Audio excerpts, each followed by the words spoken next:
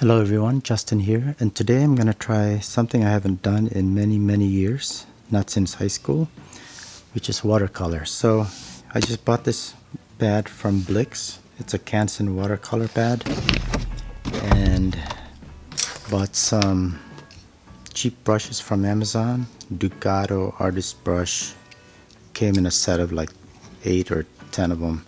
I just got 3 of them out, and I looked in my tackle box, my very old tackle box where I kept my artist supplies from high school, and found some of my watercolor tubes. You can see that I barely used them.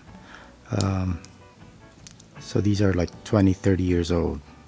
Anyway, I'm gonna use these, and this is my watercolor tray, which again is from high school. These are the original paints, and I'm gonna see if I can reactivate them with some water, and I'm just gonna use these. I don't know which colors are in here, but that's what I'm gonna use. So let's see what we can do. I'm gonna keep it simple, and I'm just gonna draw a house from imagination and see what happens.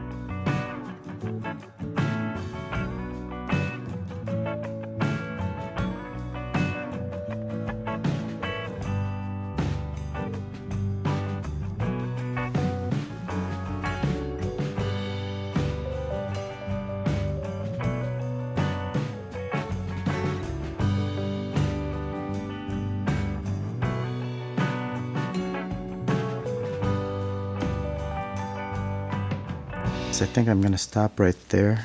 I'm not sure how successful I was with my first try here. I think I need a little more practice, but I thought I'd go ahead and just share this with you.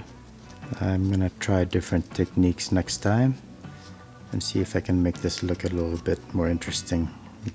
My goal here was actually to try to use as few colors as possible. Anyway, I hope you enjoyed this video, and so thanks a lot for watching, and I'll see you next time. Bye.